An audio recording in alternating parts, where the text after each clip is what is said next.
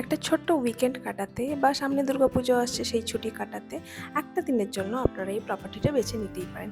ছিমছাম সুন্দর একটা প্রপার্টি এবং কলকাতা থেকে বেশ কাছে। তো চলুন শুরু থেকে শুরু করা যাক। এই আমরা বেরোলাম আমাদের বাড়ি থেকে। আমরা এখন যোগ্যতা লাগবে এরকম একটা ফ্ল্যাটের সামনে দিয়ে যাচ্ছি। এই ফ্ল্যাট থাকতে গেলে, এই অ্যাপার্টমেন্টে থাকতে গেলে যোগ্যতা লাগে মানুষের। আমরা আবার অনেক দিন পরে যাচ্ছি একটা স্টেকেশনে। তো আমাদের বাড়ি থেকে ওটা ডিস্টেন্স খুবই কাছে, মাত্র আধ ঘন্টা ডিস্টেন্স। কোথায় যাচ্ছি সেটা তো ক্যাপশন দেখে বুঝেই গেছেন, বাট যেহেতু এটা এত কাছে তাই একটুখানি লেট করেই বেরোলাম। 3টের সময় চেকিং ছিল, আমরা বেরোতে বেরোতেই প্রায় 5টা বেজে গেল। তো চলুন পৌঁছে আবার দেখাবো জায়গাটা কেমন। বাসন্তী হাইওয়ে দিয়ে আমরা এখন যাচ্ছি। এই হাইওয়েটা এত ন্যারো, এই পুরো রাস্তাটা, যে ঠিকঠাক করে ওভারটেক করা যায় না। তাই জন্য রাস্তাটাও বেশ ভালো, খুব একটা দূরও না, কিন্তু সময়টা একটু বেশি লেগে যাচ্ছে। তো ফাইনালি আমরা পৌঁছে গেছি স্টোরি বাই আইটিসিতে। এই যে গাড়ির ডিকি ওপেন করে দেখায়, দেখে কি দেখে, মানে বোমটা নিয়ে গেলে আমরা কি গাড়ির ডিকিতে করে নিয়ে যাবো এরকম ব্যাপার। এখন লাস্ট নিয়ে যাচ্ছি কিনা লাস্ট প্রথমে আমরা রিসেপশনে পৌঁছে গেলাম।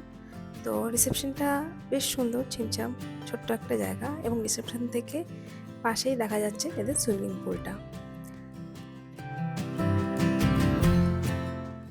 পৌঁছে চেক ইন করতে করতে প্রায় 6টা বেজে গেছিলো, আর তখনই হাইটি প্রায় শেষ হওয়ার মুখে। তো ওরা বলল যে আগেই আপনারা চলে যান, তারপরে একেবারে চেক ইন করবেন। আমরাও গেলাম, গিয়ে দেখলাম ওই স্যান্ডউইচ প্যাটিস এরকম টাইপের ঝালমুড়ি বানিয়ে দিচ্ছে। তো বেশ মজার ব্যাপার, আমরা একটুখানি এনজয়ও করলাম। এই আমি বললাম ভালোই বানিয়েছে। কত লাস্ট ঝালমুড়ি কোথায় খেয়েছিলে? কোথায় কোনো 5 স্টার হোটেলে? 5 স্টার হোটেলে ঝালমুড়ি খেয়েছিলাম। কোথায় বলো তো? হাইটি তে। রাইট, মেফ্লাওয়ারে। মে ফেয়ার, রাইট। রেস্টুরেন্ট থেকে বেরিয়ে সামনে আবার সুইমিং পুল। আমাদের কাছে টাইম ছিল না, নাহলে হয়তো কিছুক্ষণ সুইমিং পুলেও আমরা মাতামাতি করে নিতে পারতাম। এরপর যাতে আরও সন্ধে না হয়ে যায়, তাই জন্য আমরা তাড়াহুড়ো করে বেরিয়ে পড়লাম প্রপার্টিটা এক্সপ্লোর করতে। তো খুব সুন্দর সাজানো গোছানো, একটু মশা, অন্ধকারও হয়ে এসেছিলো প্রায়। তো তাই জন্য যেহেতু অনেক গ্রিনারি আছে, তাই জন্য হয়তো একটু মশাটা বেশি। বেরিয়ে আমরা দেখলাম যে একটা কোর্টও রয়েছে, তো এখানে চাইলে খেলাধুলাও করতে পারেন। এবং এরপরে আরেকটুখানি এগিয়ে গিয়েই দেখলাম আরেকটা প্রপার্টি রয়েছে। এই প্রপার্টিটা কিন্তু এখানে এই যে বাংলোগুলো রয়েছে, এই বাংলোগুলো সেল করে ওরা। আমরা মানে কলকাতা থেকে অনেকেই এই বাংলোগুলো কিনে রাখে, ওই ফার্ম হাউস টাইপের। তো গিয়ে যে কোনো সময়তে নিজেদের মতন করে এনজয় করতে পারে। তো এটা বেশ একটা মজার জায়গা এবং খুব সুন্দর সাজানো গোছানো। এরপর আমরা চলে এলাম ওদের স্পাতে। এই যে পিছনের যে বিল্ডিংটা রয়েছে, ওই বিল্ডিংটা হচ্ছে ওদের স্পা, এবং ওদের এই স্পাটাই অ্যাকচুয়ালি খুব ফেমাস, এবং এই এরিয়াটা খুব সুন্দর। একটা অদ্ভুত সাউথ ইন্ডিয়ান ভাইব রয়েছে, দেখে মনে হচ্ছে আমরা সাউথ ইন্ডিয়া পৌঁছে গেছি। যেহেতু সাউথ ইন্ডিয়াতে স্পাটা বেশি হয়, তাই জন্যই হয়তো এরকম মনে হচ্ছে। কারণ কি এইটা নাকি একটা ওয়েলনেস স্পা সেন্টার খোলারই ওদের প্ল্যান ছিল ইনিশিয়ালি, তারপরে এটাকে হোটেলে কনভার্ট করেছে। মানে আইটিসি গ্রুপ হয়তো পরে নিয়েছে, যতটুকু আমরা শুনলাম, খুব একটা ডিটেলে যদিও বা জানি না।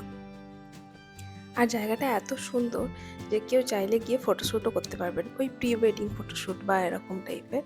আমার তো খুব সুন্দর লেগেছে। আমাদের কোনো প্রফেশনাল ক্যামেরাম্যানও ছিল না, আর কোনো ক্যামেরাও ছিল না, তো ওই মোবাইলের ক্যামেরায় যতটুকু ক্যাপচার করা যায়। কিন্তু আমরা যখন গেলাম ওখানে এত স্নিগ্ধ একটা পরিবেশ, এত সুন্দর, চারদিকে জল পড়ছে, তো জলের আওয়াজটা এমনিতেই খুব মানে it's a therapy kind of. তো খুব সুন্দর লাগলো ওভারঅল পুরো জায়গাটা।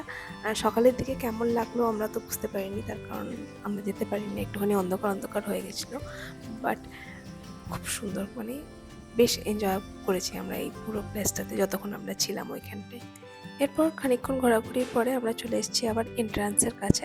ওখানে ওই রাইট সাইডে যে রাস্তাটা চলে গেছে, সেই রাস্তাটা হচ্ছে গিয়ে পার্কিংয়ের দিকে গেছে, এবং তারপরে ওই সোজা যে বিল্ডিংটা রয়েছে, এই বিল্ডিংটাই হচ্ছে গিয়ে রিসেপশন। এরপর আমরা সোজা চলে গেছি আমাদের রুম। আমাদের রুম নাম্বার হলো 117। এবার আমরা ছোট্ট করে একটা রুম ট্যুর দিয়ে দিই। তো ঢুকেই প্রথমেই ডান দিকে ওয়ার্ড্রোব রয়েছে, ওয়ার্ড্রোবের ভিতরে একটা বাথরুম রয়েছে, তার সাথে স্লিপার রয়েছে, আর একটা আয়রন টেবিল অ্যান্ড আয়রন রয়েছে। তো এগুলো তো বেসিক জিনিসপত্র। একটা যে কোনো লাক্সারি হোটেলে ঢুকলে যা যা থাকে একটা রুমে, তো সেসব জিনিসপত্রই মোটামুটি রয়েছে। তার সাথে আপনার চা, কফি বানানোর সরঞ্জাম, একটা মিনি ফ্রিজ অ্যান্ড নেক্সট হচ্ছে গিয়ে আমাদের ওয়াশরুম। তো হ্যাঁ, আমার সব জায়গায় ওয়াশরুম পছন্দ হয় না, কিন্তু এই ওয়াশরুমটা বেশ সুন্দর ছিল। একটা আলাদা আলাদা এরিয়া ছিল ফর শাওয়ার অ্যান্ড কমোডের জন্য একটা আলাদা area and most importantly exactly এই যে একটা মজার জায়গা যেখানে হচ্ছে আপনি বাথটাবে শুয়ে শুয়ে সোজা একদম বেডরুমে বসে বসে কারোর সাথে গল্প করতে পারবেন। তো পার্টনারদের জন্য ইটস ওকে, বাট যদি আননোন দুজন লোক থাকেন, অফিসের কাজে যান, তাহলে কিন্তু একটু ডিফিকাল্ট হয়ে যাবে। যাই হোক, ওখানে পার্টিশন দেওয়া আছে, আপনারা আলাদা করে পার্টিশনটা দিয়ে নিতে পারবেন। এই হচ্ছে একটা কিং সাইজ বেড, তার সাথে হচ্ছে একটা টিভি ইউনিট রয়েছে, আর বাকি যা যা দরকার সব কিছুই রয়েছে। এই ফাঁকে বলে রাখি যে এখানে খরচ কত হলো। তো টোটাল আমাদের খাওয়া দাওয়া এবং থাকা সব মিলিয়ে মোটামুটি 15,000 টাকা মতন খরচ হয়েছিল, যেটা একটু কস্টলি ডেফিনেটলি একটা রাতের জন্য 15,000 টাকা খরচ করা। খাবার দাবারের টেস্ট বেশ ভালো, সকালবেলা ব্রেকফাস্ট ইনক্লুডেড ছিল, যদি বা তার ভিডিও তুলতে ভুলে গেছি। এই হচ্ছে গিয়ে একটা ব্যালকনি, যেখানে আমরা বসার চেষ্টা করিনি, তার কারণ হচ্ছে প্রচুর মশা আর পোকামাকড়ের উপদ্রব। তো দিনের বেলা হয়তো একটুখানি ঠিকঠাক লাগবে, স্পেশালি শীতকালে। এই হচ্ছে গিয়ে আমাদের ট্যুর। আমরা এরকম অনেক ছোট বড় ট্যুর করে থাকি। কলকাতার আশেপাশে আরও অনেক জায়গায় যাওয়ার জন্য আমাদের চ্যানেল ফলো করতে পারেন।